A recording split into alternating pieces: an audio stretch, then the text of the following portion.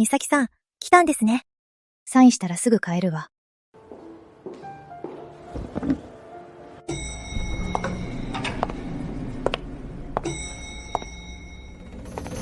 おや、美咲さんじゃないですか。辞めて3日目で、もう会社に来るなんて。まだ血離れできてないんですか？美咲さん、聞いてくださいよ。小林社長が最近、組織改編をしてて、僕みたいな営業部出身のコア人材は今年のボーナスは88万円でしたよ。昔は最高でいくらもらったんですか？小林の甥っ子は3ヶ月前にコネ入社してごますりしかできない。鈴木くん。美咲さん？あなたの部署の先月のサプライヤー、評価シートはどのバージョンを使ったの？なんだって？カスタマーシステムがダウンしました。田中社長、技術部の2つの案件が重なり、先方から深夜に通知があり、契約を打ち切ると、今月の財務諸表も誰も数字を合わせられません。田中社長、私にはどうにもできません。美咲は？田中社長。彼女は本当に退職しました。美咲さん。これは上層部の意向です。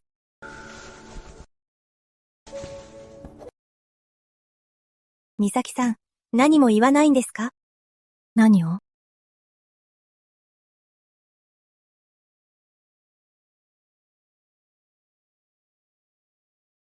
？12年いて、持ち帰れるのはこれだけね。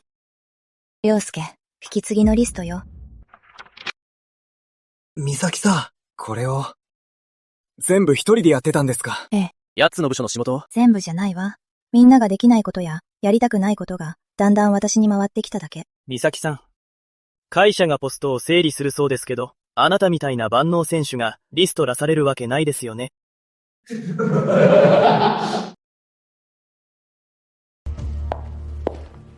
美咲さん、正直に言うと、あなたを切る決定は私が下したんじゃありません。新しく来た小林副社長です。彼が言うには、ただの一般事務員なのに、主任クラスの給料をもらっているのはおかしいと。私の業務内容を見たの？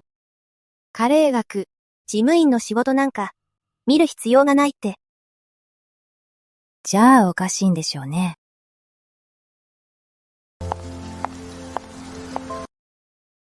12年、3600日以上か。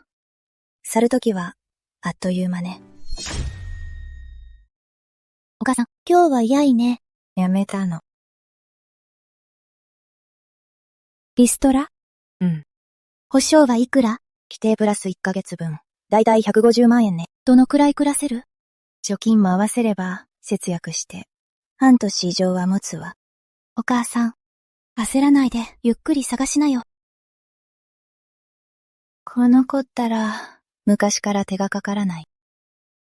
なのに今の私は、仕事がない。高橋、主任、サポートが目には入れません。経理からも電話が、パスワードが必要だって。美咲さん引き継ぎしてないのか。引き継ぎ書にはっきり書いてある。俺たちが読んでないだけだ。何を慌ててる。総務が一人辞めたくらいで、会社が回らなくなるって。行政が一人辞めただけで、会社が回らなくなるかよ。鈴木。じゃあお前がやれ。技術部の仕事だろ。営業部の俺には関係ない。さっきは会社回らないのは行政のことだって言ったろ。今度は関係ないだと。お母さん、焦ってるね。焦らせておけばいいわ。お母さん、今までずっと、代わりにいろいろ背負ってきたの？何年間？12年よ。お母さん、今夜は私がご飯作るね。12年。初めてだわ。どれだけ背負ってきたか聞いてくれたのは。43歳、女性、大卒、総務スタッフ。書いてみると自分でも自信が持てない。とりあえず書き終えよ美咲、本当にクビになったのね。会社中の大騒ぎよ。知ってる？高橋さんが引き継いだ初日にサポートはパンクするし、技術の予定は被るし、経理の称号は遅れるしで、田中社長が兄弟激怒してたわ。私の仕事だったって知ってるの？知らないわ。でも森川さんが昨日、エレベーターで言ってたの。なんて？こう言ってたわ。彼女はただの総務じゃない。山口美咲だって。12年。やっと名前を呼んでくれる人がいた。森川、あの山口美咲とは一体何者だ？田中社長、彼女は青葉で12年勤めた総務スタッフです。総務スタッフな。一晩でかい以上ここまで混乱させたのか。総務スタッフが一晩でかい以上ここまで混乱させるのか。田中社長、彼女の仕事は、規定業務の10倍以上です。ならなぜ給料は総務のままなんだ。誰も彼女の仕事を知らなかったからです。彼女を呼び戻せ。田中社長、小林副社長の指示ですよ。いいから呼べ。美咲さん、田中社長がお戻りいただきたいとお話できますか？条件は、まずは戻ってはなそうと。何を話すの？私のポストはなくなったのに、戻るってどこに座るの？美咲さん、小林副社長の指示でしたが、田中社長はあなたの業務量を知ってとても驚いています。じゃあ小林副社長に分担させなさいよ。それができないんです。どの部署も人手不足だと言って、誰も引き受けたがりません。ユミ、12年よ。この仕事が私に押し付けられた時は、誰もおかしいと思わなかった。いざ分担するとなると、多すぎると文句を言うのね。田中正義。今になって気づくなんて、遅すぎるわ。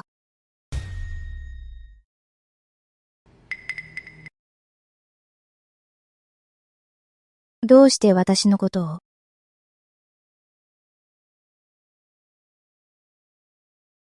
山口さん、まず自己紹介から。私は随行手クノロジーの郷土創業者です。藤原社長。率直に伺います。どうやって私を？昨年、我々は青葉で経営診断を行いました。その際に、面白いことに気づいたんです。青葉の8つの部署で、大量のマニュアル SOP が、全く同じスタイルで、同一人物によって作られていた。我々は青葉の社員に聞きました。誰が作ったのかと誰も知りませんでしたが、あるベテラン社員が教えてくれました。総務部の山口さんだと。山口さん、あなたが作ったカスタマーサポートの苦情分類システム、我々も持ち帰って研究しました。非常に論理的で明確でした。あなたのサプライヤー評価システムは、一部のコンサルティング会社の提案よりも優れています。あれは普段の業務のついでに作ったもので、専門的な技術は何もありません。あれを専門性がないと？これがスキル不要だと？山口さん。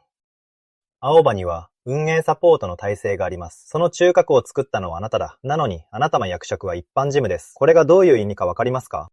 どういう意味ですか？青葉ホールディングスはこの12年間、一般事務の給料で運営ディレクターの成果を得ていたということです。12年間で初めてそんな評価をされました。山口さん、担当直入に言います。総務 D、レクターとして読んだわけではありません。では何を？A パートナーです。基本給取り、益分配です。1年目は最低400万を保証します。業績が伸び、たらり益に応じて分配します。藤原社長、少し考えさせてください。もちろんです。美咲さん、大変です。会議で各部門に作業量の証明を出させて、これらの仕事は本来各部署がやるべきだと。彼が言うには、山口美咲の最大の問題は出しゃばりすぎて自分の立場を分かってないと。それで？そこで渡辺マネージャーが反論して、以前は越権行為だとしても、今後は大歓迎だって。よかった。この12年間、他人のために働いてきたけど、今日からは自分のために働くわ。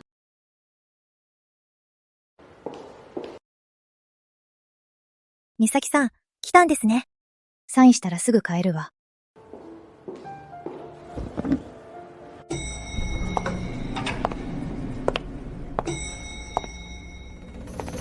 おや、美咲さんじゃないですか。辞めて3日目で、もう会社に来るなんて。まだ血離れできてないんですか？美咲さん、聞いてくださいよ。小林社長が最近、組織改編をしてて、僕みたいな営業部出身のコア人材は今年のボーナスは88万円でしたよ。昔は最高でいくらもらったんですか？小林の甥っ子は3ヶ月前にコネ入社してごますりしかできない。鈴木くん。美咲さん？あなたの部署の先月のサプライヤー、評価シートはどのバージョンを使ったの？先月のサプライヤー評価シート、どのバージョンを使った？それはちょっと覚えてません。第3四半期の KPI 試算は何年のデータを使った？ A と美咲さん、なんで僕を試すんです？試す？ただ聞きたいだけよ。あなたが言う営業部出身のコア人材が一体どれだけ業務を分かってるのか。美咲さん、それどういう意味ですか？差異はないわ。ただの忠告よ。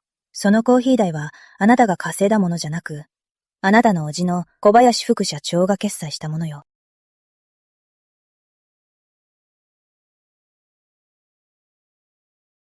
美咲さん。森川、容姿を貸して。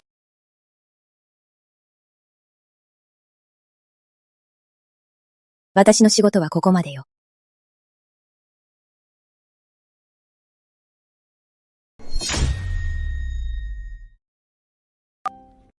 山口、小林だ。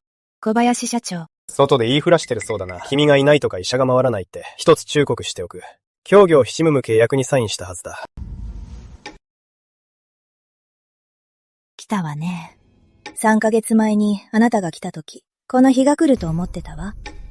小林社長、一つ。私は、外で何も言ってません。二つ。協業ひしぐむ契約の効力は、そちらが保証金を期限通り支払うことが前提です。三つ。私の役職は事務、担当です。調べてみてください。協業ひしぐむの適用範囲に事務職が含まれるかどうか。山口、私の前でとぼけるな。君が作ったものは、青葉に知的財産権がある。外部で使えば、権利侵害になるぞ。小林社長、知的財産権という言葉、ご自分で調べたことはありますか？小林社長、知的財産権という言葉、調べましたか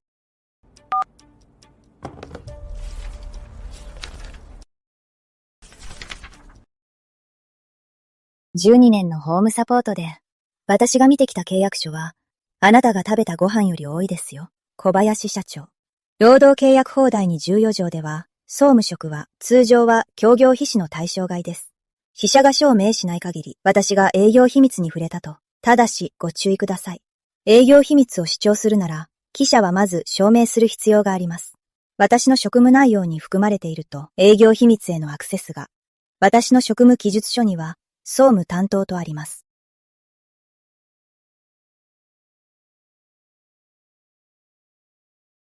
小林社長、あなたが調べた契約書より、私がサインした数の方が多いですよ。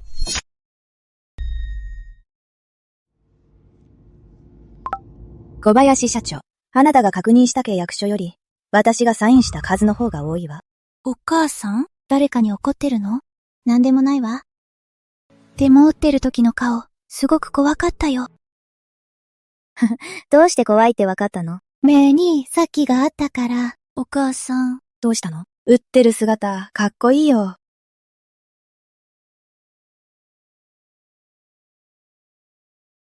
藤原社長、提案の件ですが、同意します。ただ条件を一つ変更したいです。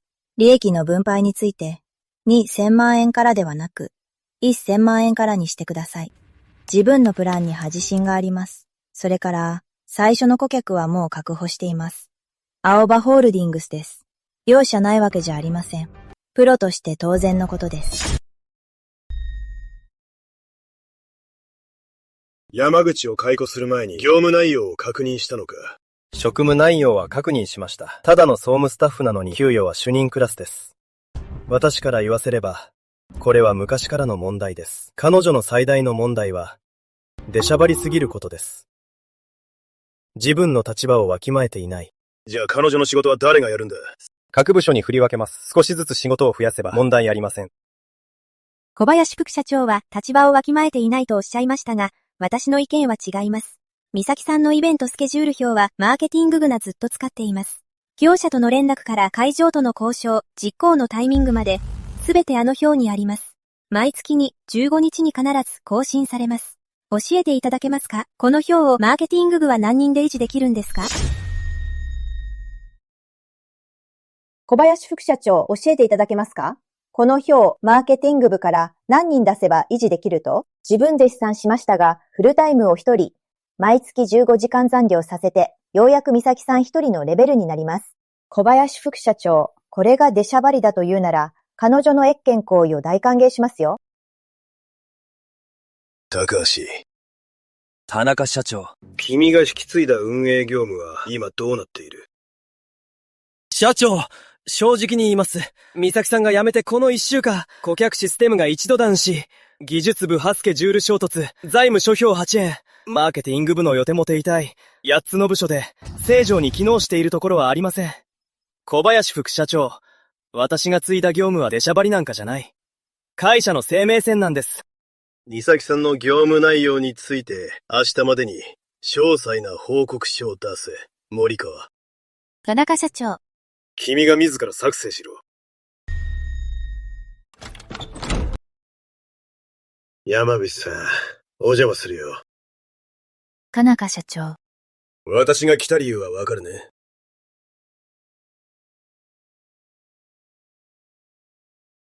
田中社長、私を呼び戻しに来たのですね。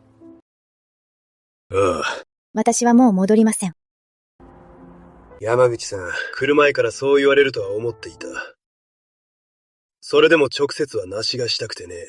君が会社に12年いて、まさか君がこれほど多くのことをしていたとは。田中社長、本当にご存じなかったのですね。私の落ち度だ。管理の問題です。君が辞めてからのこの1週間、会社で19個も問題が起きた。そのうち7つは全く知らなかった。誰かが対応してくれていた業務だ。競技術部が言っていた。あるプロジェクト管理ツールは、君が Excel で作った簡易的なものだが、とても使いやすいと。今は誰も保守できず。今は誰もメンテしていなくて、プロジェクトの進行がめちゃくちゃなんだ。田中社長。私が解決することじゃありません。新しく人を雇うか、外部のチームに頼むべきです。美咲、給料を2倍出すから、青葉に戻ってきてくれ。田中社長。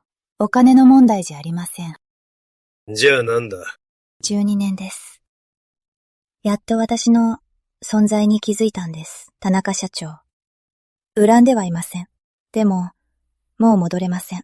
わかっているからです。戻ったとしても、また12年経てば私のしたことをまた忘れるって。美咲、君の言う通りだ。私が悪かった。これからはどうするつもりだ？自分のやりたいことをやるわ。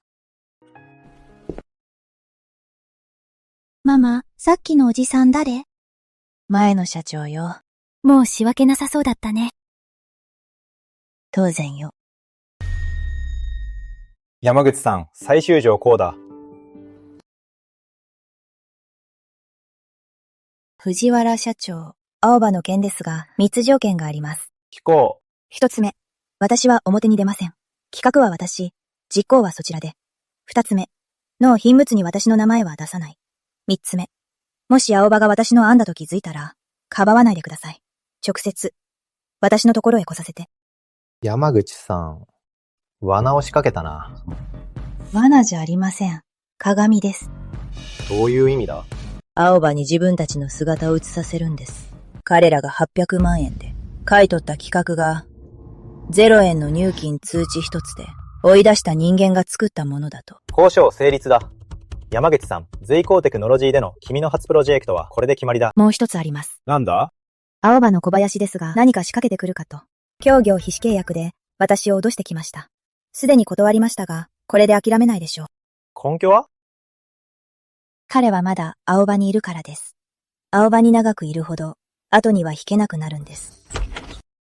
山口社長、藤原社長の指示で、新規事業のサポートには入ります。明日3時に会議よ。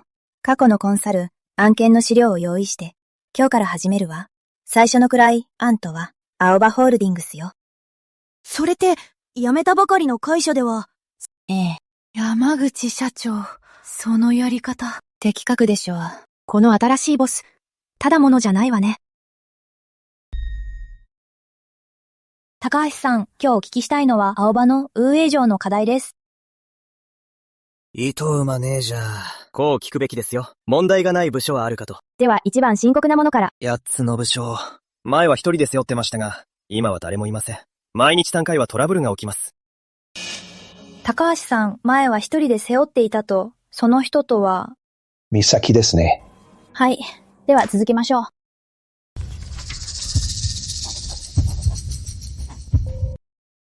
おかしいな。このマネージャー。まるで、俺が何を言うか知ってるみたいだ。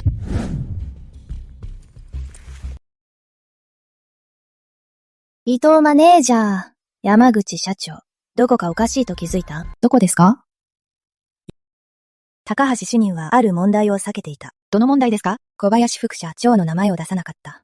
最初から最後まで、ある人物を避けている。山口社長、なぜわかったんですか？私は青葉に12年いたからね。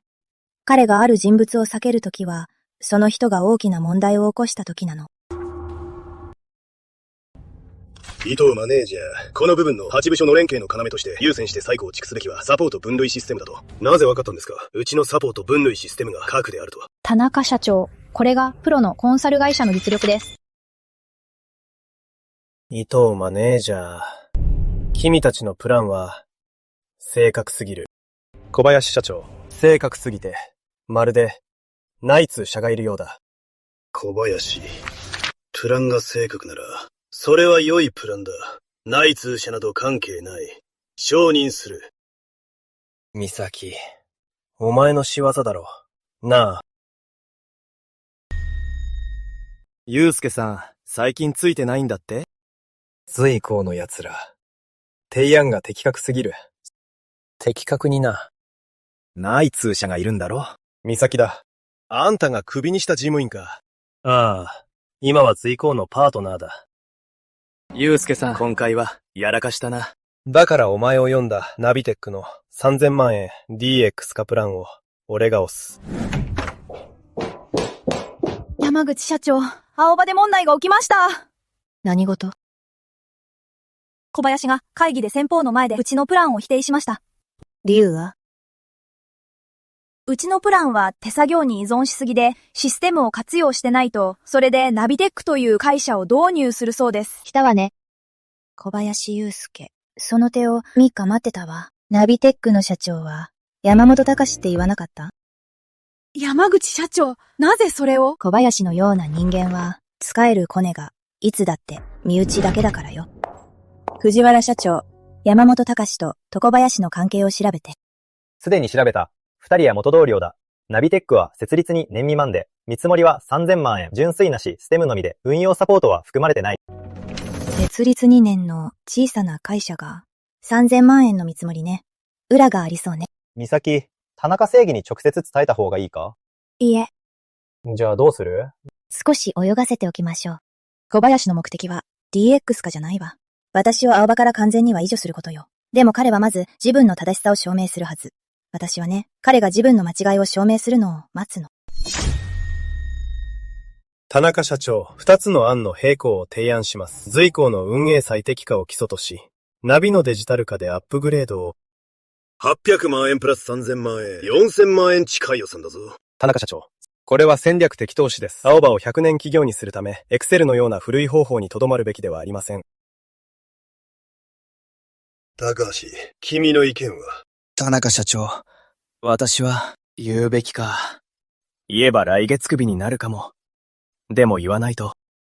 田中社長、随行の案はすでに進行中で4つの部署で効率が明らかに向上しています。そこにナビのシステムを加えると現場が対応しきれなくなります。高橋、私の判断を疑うのか？いえ、そういうわけでは。もういい。小林、両方の案を実行しろ。ただし条件がある。ナビのシステムは3ヶ月以内に結果を出せ。出せなければ全額返金だ。わかりました。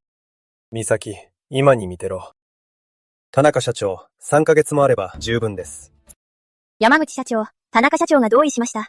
2つの案の並行に。そうっていないよ。怒らないんですか？なぜ怒るの？ナビのシステムを先に導入させて、自滅するのを待つの。山口社長はどこまで先を読んでるの？伊藤マネージャー、信じる？ 1 ヶ月以内にナビのシステムの使用率が10% まで落ちるって。社長、それは。青葉の人たちを知り尽くしてるからよ。変えたくないんじゃなくて、私が12年かけて築いた習慣を変えられないの。高橋くん、このポンコツシステム、イベントの予定を入れるのに18項目も入力するのよ。渡辺さん、僕もどうしようもないんです。前の岬の表なら6項目で済んだのに、これがアップグレード？ダウングレードでしょ。高橋主任、技術部からクレームです。ナビのシステムで実行すると処理に30秒も待たされると。だから直接戻しましたよ。美咲さんのエクセルのやり方に。終わったな。小林副社長が激怒するぞ。山本、お宅のシステムはどうなってる？ゆうすけさん、青葉の社員が非協力的で。非協力的ってどういうことだ？みんな戻したんですよ。前の美咲のやり方に、システムに問題はないんです。青葉の人が習慣を変えられないだけで。習慣だと？あんたはシステムを降りに来たのか、それとも言い訳を降りに来たのか。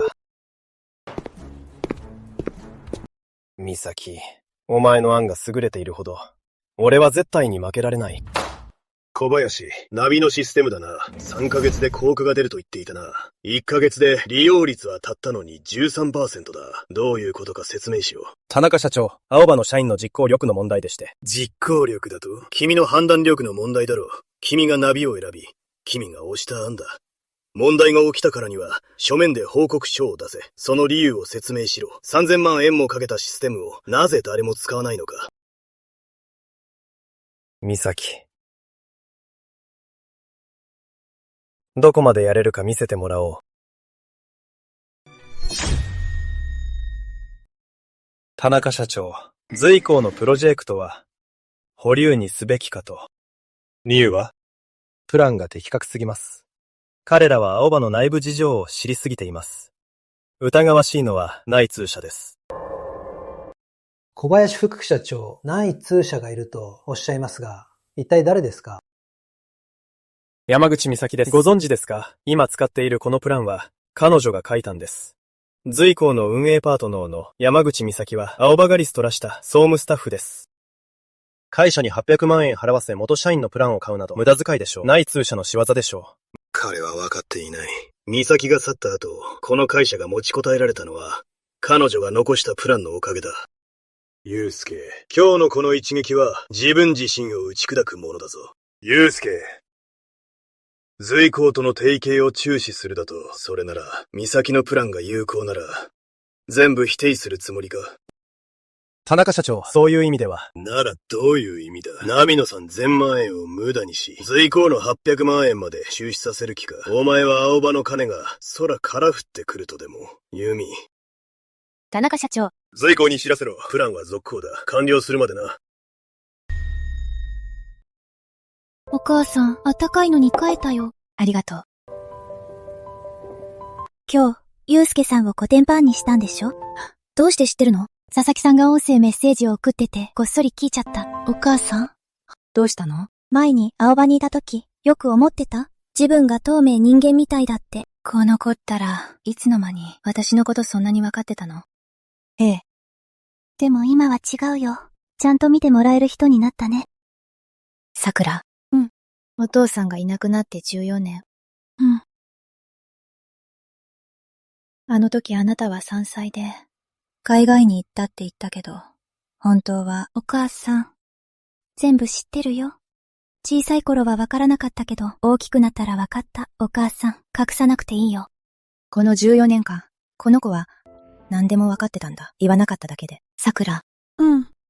これからはお母さんが守ってあげる。お母さん、臭いこと言わないでよ。あの人がいなくなった時、私には何もなかった。貯金もない。家もない。助けてくれる人もいない。この子しかいなかった。小林祐介、あなたがクビにしたのは、ただの総務担当だと思ってる？あなたがクビにしたのは、娘を一人で育て上げた女よ。そういう女はね、どんな荒波者、利こえてきたの。山口さん、よく来てくれましたね。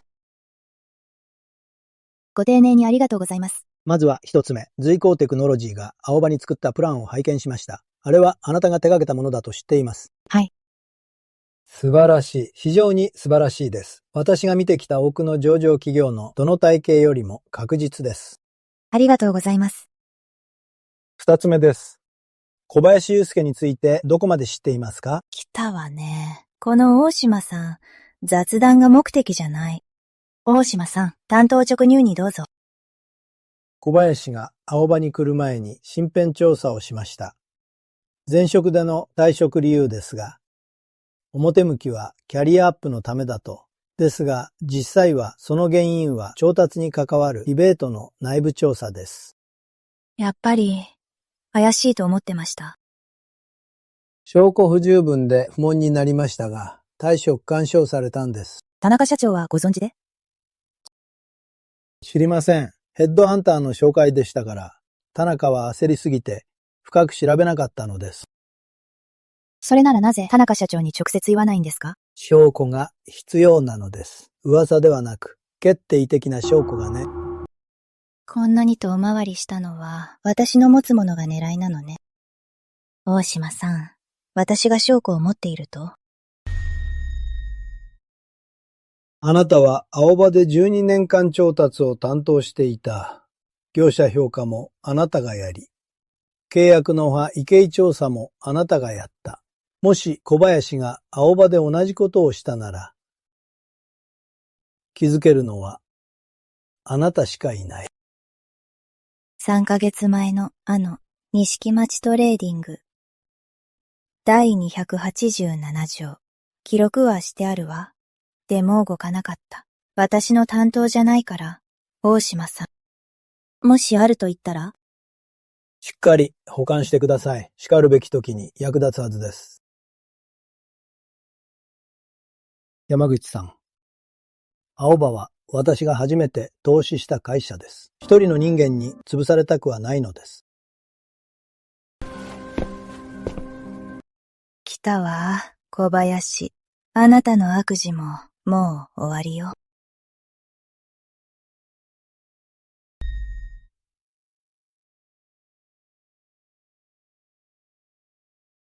美咲、これは青葉の内部問題リストか。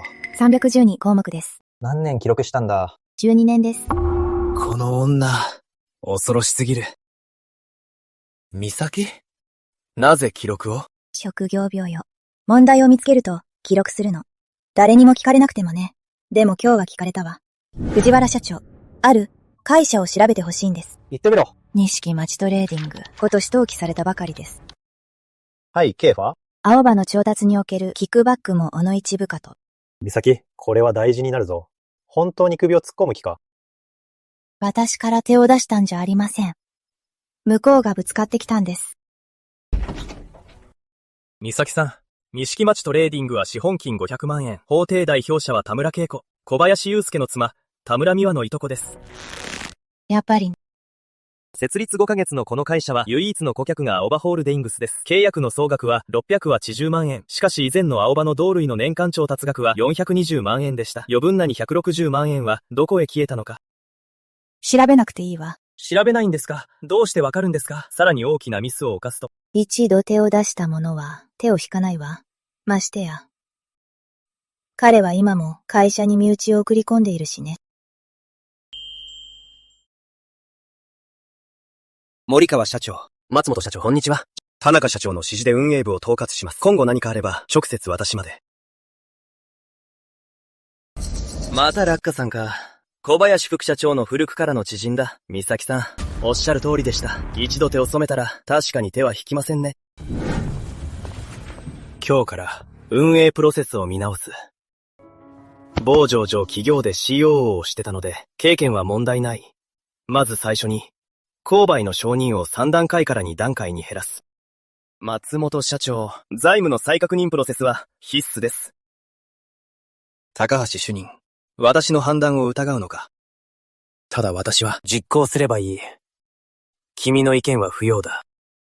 美咲さん、祐介の方が動き出しました。美咲さん、松本が着任しました。最初の仕事は購買承認を3段階から2段階にし、財務確認を削ることでした。美咲さん、松本が着任しました。最初の仕事は、予想以上に焦ってるわね。美咲さん、松本が着任しました。最初の仕事は、財務の再確認を削れば、自分に青信号を出せると思っているんでしょうが、実は私にチャンスを与えたのよ。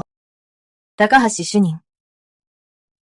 今日の会議の議事録は残しておいて、今後彼が契約書にサインするたびに、私のためにコピーを取って、大きなミスを犯すのを待って、そして一気に捕まえるのよ。これにサインして。松本社長、このサプライヤー、設立して1年未満です。見積もりは1200万ですが、相場花な100万ほどです。高橋主任、私の判断を疑うのか？私はただ、今の承認プロセス2段階だ。私がサインして、君が実行する。これは私の問題で、君には関係ない。松本社長、ならご自身でサインを、私には、できません。たかが主任の分際で逆らうと花。青葉の連中は、本当に腐ってる。まあいい。自分でサインしよう。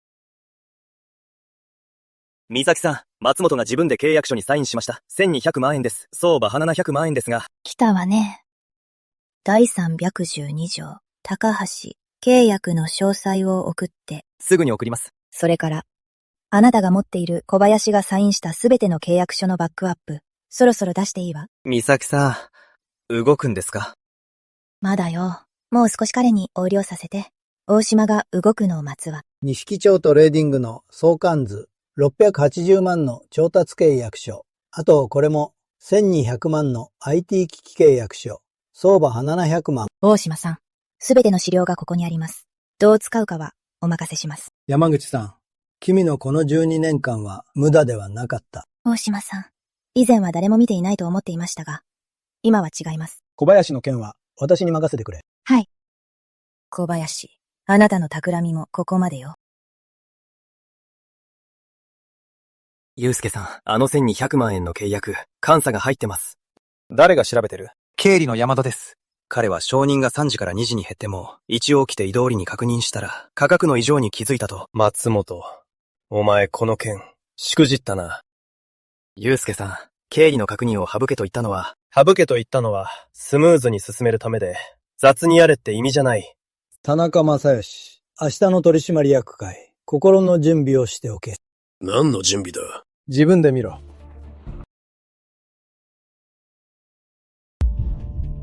おう、島投資。ここにももう一部ある。1200万円の IT 契約だ。市場価格は700万円。祐介、信じていたのによくも。田中正義、お前、明日の取締役会で。奴は、おとなしく引き下がらない。まずは落ち着け。大島さん、この資料はどこから？山口美咲さんからだ。お母さん、これ飲んで。ありがとう。お母さん、明日は大事な日だよね。うん。緊張してる？してないわ。じゃあどうしてずっとその企画書を見てるの？電話を待ってるの。大島さん。山内さん。明日の午前10時、青葉の臨時取締役会議で小林はもう戻れません。はい。大島さん、お疲れ様です。いい知らせ？とてもいい知らせよ。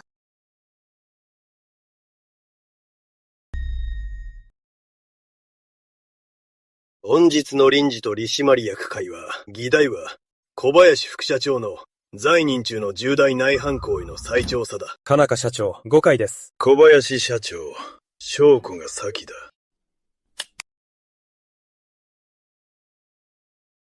小林社長、これは。ただの偶然です。2枚目です。小林、どう説明するの？私は、妻のいとこの会社だとは知らなかったんです。松本。君が説明したまえ。終わった。小林さん。私を身代わりにする気ですか？田中社長。小林社長にサインさせられたんです。松本。小林。道連れにする気ですか？4枚メモあります。青葉に来る前から、こういう人間だったのか。私はそんな奴を青葉に入れてしまった。小林、これが君の言う、山口が出しゃばっているということか。田中社長。君が解雇した人間は、青葉の12年を支えたい脈であり、君が引き入れた人間は、青葉を食い物にしている。採決を取る。小林副社長の解任を要求する。賛成だ。可決する。今日から。青葉ホールディングスに副社長の君はもういない。カイサ。山口、君の勝ちだ。小林はもう助からないな。全部消さないと。松本社長。あと10分待ってくれ。田中社長から社員証の回収を。松本社長、今すぐです。もういい。わかったよ。森川技師。松本のパソコンのデータ、どれくらい復元できる？見てみます。マット率は 47%。つまり残り 53% は復元可能です。高橋主任、技術的には問題ありません。2日ください。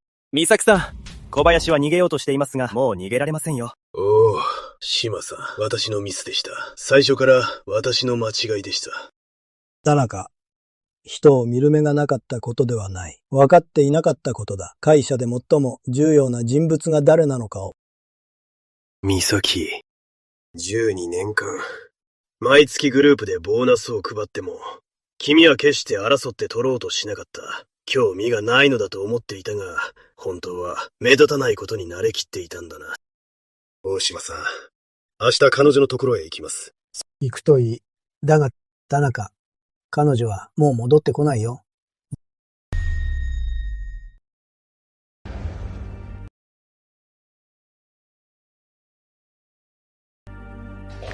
お母さん、あの人まだ裁判するの？勝てるの？彼がサインした契約書と、私がサインした契約書。条項は同じよ。私を解雇したように、自分も解雇されるのよ。お母さん、それスカッとするね。山口さん。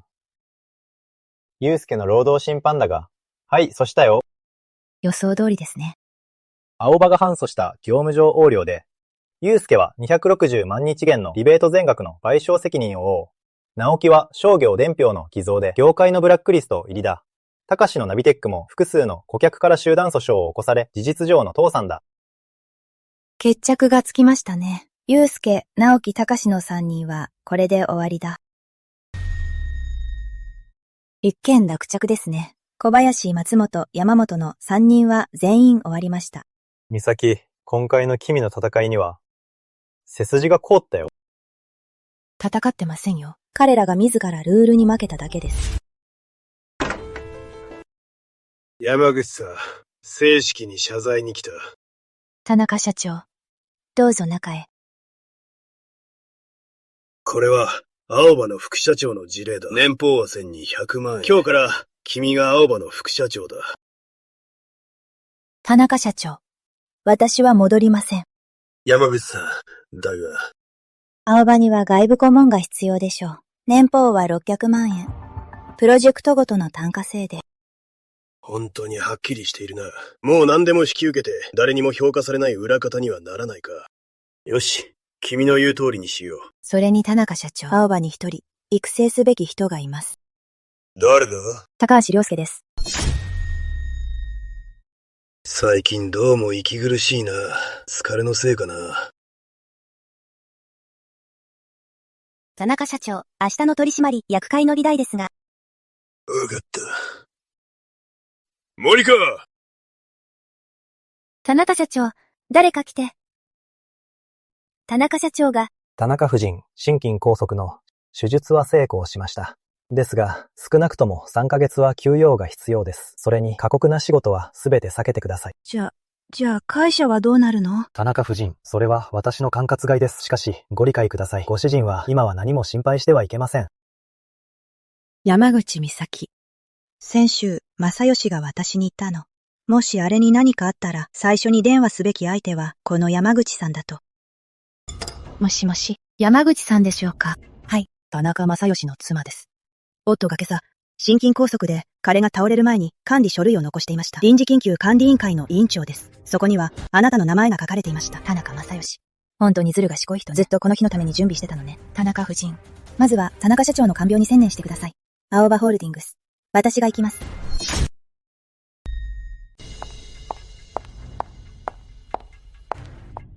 山口さん。各部門の責任者に伝えて10分後に会議室に集合って。嘘！リストらされた美咲さんが、まさかトップとして戻ってくるなんて。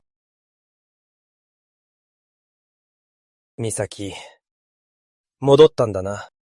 美咲さんがやっと戻ってきてくれた。祐介さん、勝ったつもりでしたか？美咲さんが今どこに座ってるか見てくださいよ。皆さん、外部顧問として暫定的に管理します。田中社長の復帰まで、やるべきことは一つ。青葉を正常に回すこと。山口社長、異議ありません。私も異議なしです。山口社長、先月の方、告書が完成しました。ご覧になりますか？メールで送って。山口社長、以前エクセルで作られたあれですが、引き続き使えますか？新システムは廃止、元のを使って、私が更新します。これが基礎が固まった安心感か。お母さん、今日は青葉に戻ったんだって。またあそこで開くの？違うわ。臨時の代表よ。田中社長が復帰したら辞める。お母さん、今日はどうだった？今日はね、田中正義の席に座って、12年間一緒に働いてきた仲間を見て、初めて、全員の視線が私に集まったの。悪くなかったわ。悪くないって何よ。目が笑ってるじゃない。君の運営ツールきっと SaaS 化できないか。考えましたが、随行ではやりません。どういう意味だ？私自身で会社を設立します。ですが、強度、創業者になってほしいんです。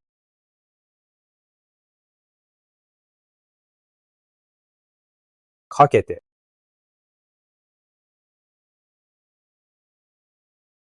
山口社長、天正メディアの佐藤真一です。シリーズ B の資金調達を終えたばかりで、運営システムの構築をお願いしたい。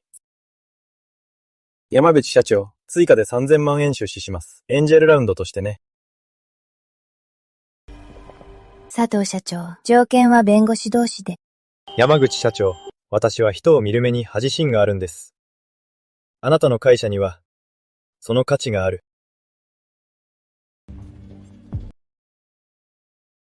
山口社長、顧客の更新率はどのくらいですか？ 92% です。なぜそんなに高いのですか？私の製品は、機能を売るのではなく、ソリューションを売るからです。顧客が導入する際、チームは3日間かけて業務調査を行います。山口社長、シリーズ A で2億円。評価額は8億円とします。中村社長。条件は弁護士同士で。さらに個人で1000万円追加します。株式は持ちません。条件は、四半期ごとに私と食事をすること。なぜですか？会社で12年も耐え忍び、その椅子から立ち上がる気概のある人は少ないからです。あなたがこれからどこまで行くのか見てみたい。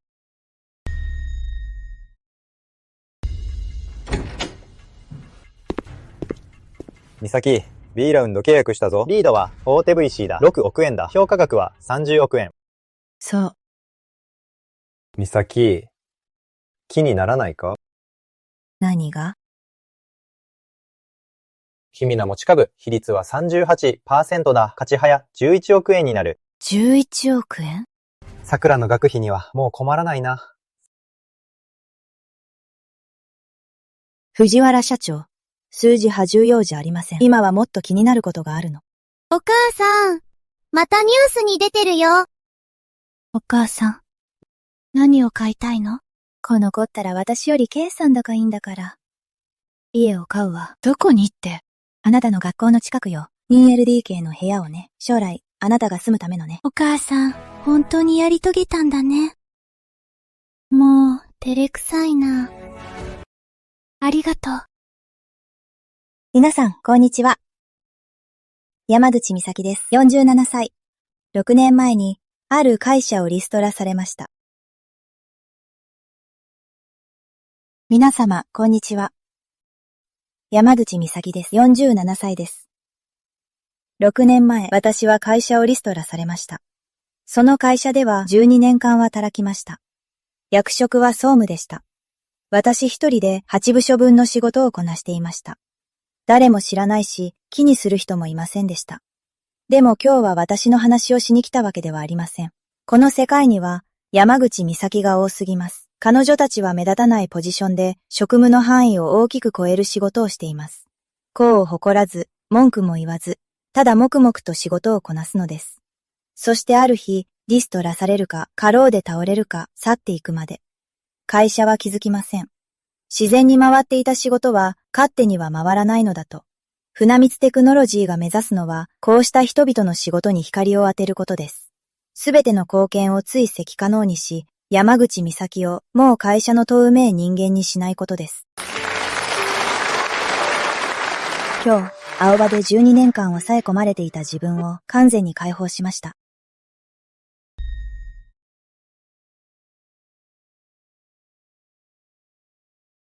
お母さん、ここが言ってた私たちの家。ええ。床が暖かい。床暖房よ。母さん、小さい頃に言ってたよね。お金ができたら、買ってあげるって、日当たりのいい部屋を。そんな昔のことまで覚えてたなんて。叶えてくれたね。お母さん、考えたことある？もしあの時、青葉をリストラされてなかったら、今頃何してたかなって。もしものはなしね。長くなるわよ。多分まだ青葉で総務をやってて、8つの部署の仕事をこなして、年収は160万円くらいになってたかもね。それから？そしてある日、定年を迎えるの。